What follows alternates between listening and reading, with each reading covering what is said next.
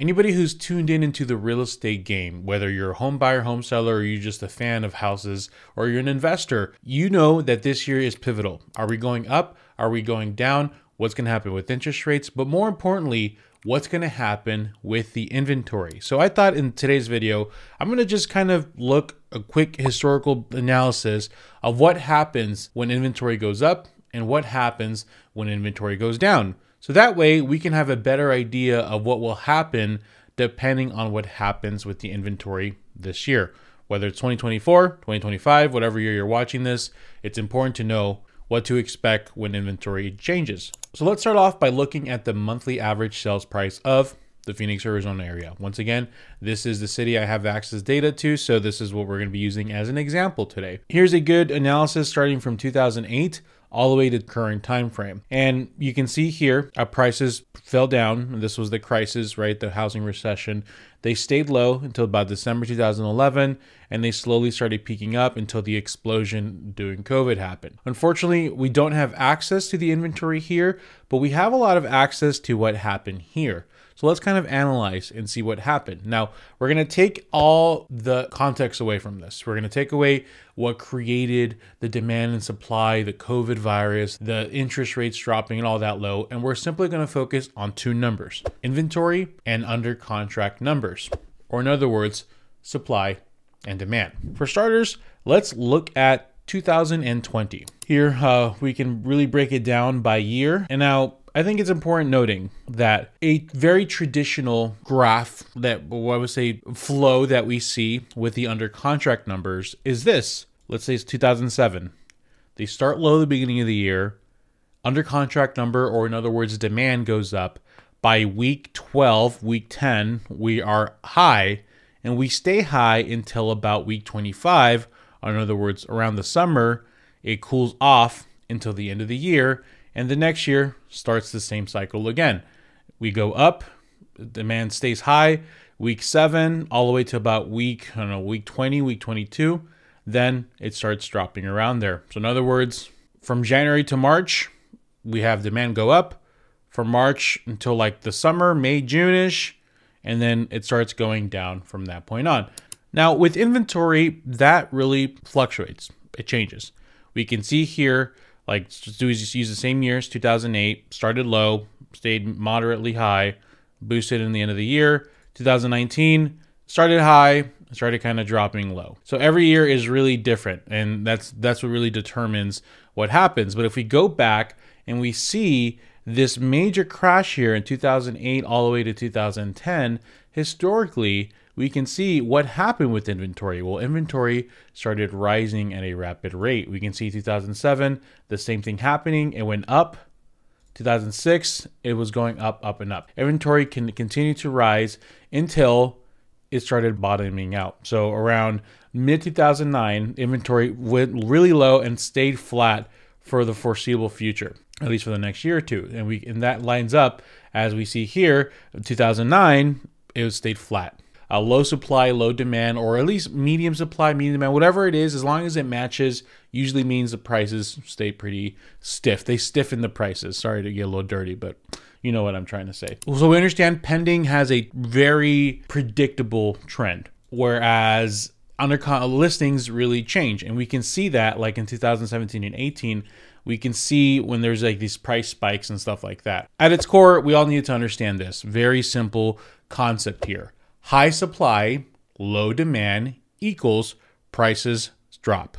Low supply and high demand equals prices increase. If they're about the same, it usually means prices stay the same. We can follow this and we can pretty much predict what happened. This video is about seeing historical inventory during specific big moments. So let's talk about the biggest moment, which started in May 2020, which surprisingly is not the same month that quarantine started. I think quarantine was started like around March, was it? March, April, around there. We didn't really see a massive price increase until May 2020 to, let's just say, let's count this big major spike here. May 2020 to May 2021. So what happened there with the inventory? Well, we can go back and we can see what happened. 2020, inventory started relatively okay. It spiked up a bit.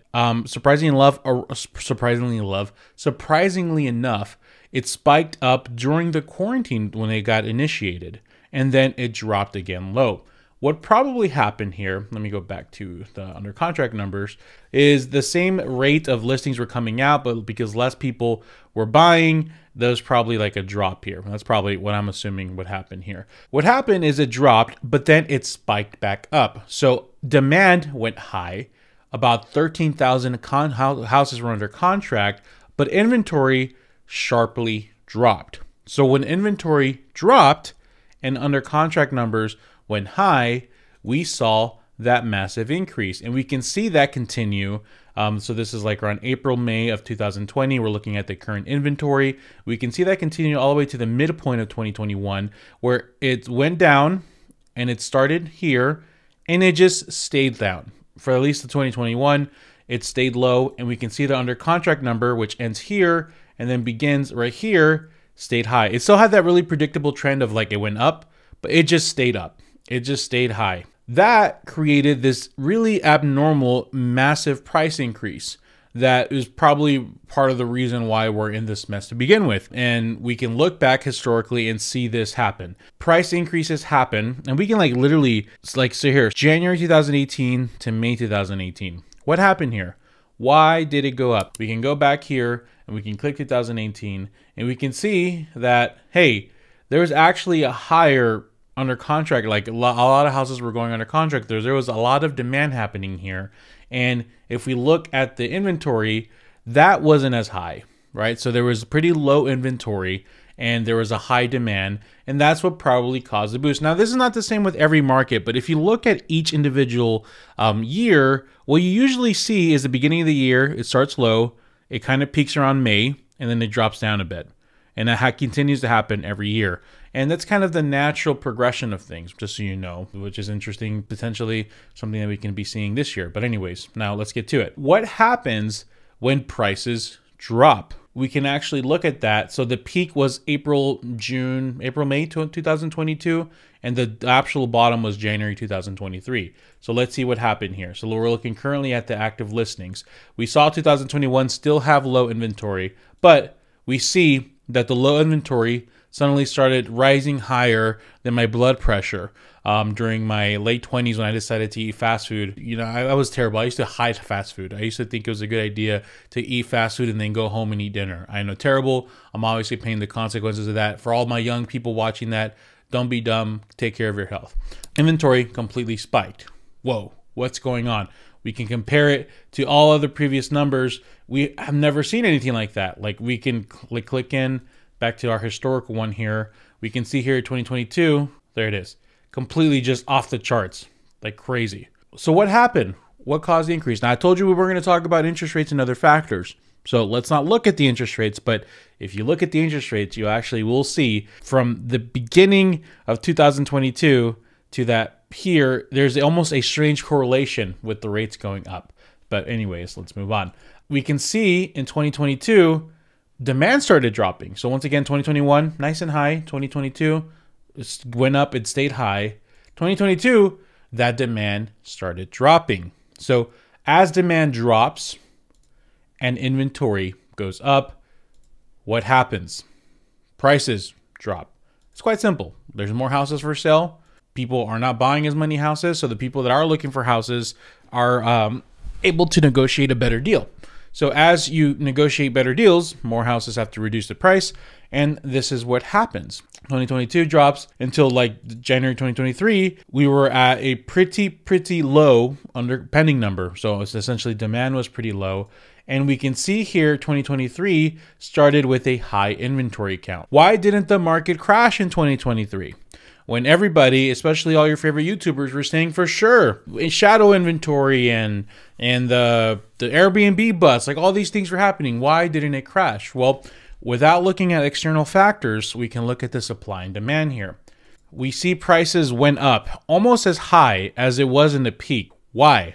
Well, let's look at inventory. Inventory started high, and if it would have stayed flat, it would have stayed high, odds are we probably would have had some kind of crazy adjustment, but it dropped. It dropped all the way to 10,000. Sellers did not feel as motivated to sell anymore. They stayed fit. Selling every 2 or 3 years thing became less popular, especially with interest rates being very high. They were not motivated to sell. But what happened with buyers? Demand went up because this always rings true. You can see the past years, there's always a boost from week 1 to week 8. Why? I don't know. I've been doing this for a long time and I still don't understand it. But week 1 to week 8 had a boom, surprisingly. Now, if this would have stayed flat and people didn't go out to buy houses, we would have been okay. We would have had a price reduction. You know, the price adjustments would have happened at a higher level. But we saw demand go high and we saw it stay high for the majority of the year, despite interest rates being low. And that, my friends, was what caused this price increase. Now that we understand, we're not looking at external factors here. We're only looking at supply and demand. Where are we this year? And once again, this is only Phoenix. And right now, our inventory numbers started, okay, less than last year, right? So last year we started at 15,000. We started less, but more than 2020. And significantly more than 2022 and 2023. So that's why I don't agree with agents saying, oh guys, interest rates are going to go down and prices are going to boost up again. Well, look where inventory was for prices to explode. 5,000. We're not even close to that. At the same time, we're not quite there where houses start really dropping significantly in value yet, but we're going up. Inventory is going up. But does that mean the market's going to adjust? Well, that depends, my friends. Already, we've had the least amount of demand that we've had in the past 5 years this year. It started way under than every single year we've had, at least until 2018, 2017, 2016. Yeah, so it's been the lowest we've ever had. At least here I'm talking about Phoenix. What's going to happen? Here's a few things that can happen. The hype of the low rates. Oh my gosh, rates are going down again. Oh my gosh, new builders are giving great incentives. This could rise past, if it passes and exceeds what we saw in 2023, then it's going to prop up and stiffen things up because the reality is inventory is high. If inventory goes high and this kind of flattens out and doesn't give you a massive curve here, then we're going to see those massive price adjustments. But the thing is, one thing that always has been true is, look at that. It's always gone up week 1 to week 8. Is it going to continue to do that? If it's a not as sharp increase and it's just like a very waking up at 4 a.m. to go run, If it's a very slow buildup, we're going to see price adjustments. If it's a sharp buildup, depends on what happens with inventory, depends on what happens with this. Listen, I'm not going to be here and tell you guys I'm the housing market guy. I am the realist though. I'm not real I'm the realist. I'm a realist, REALIST.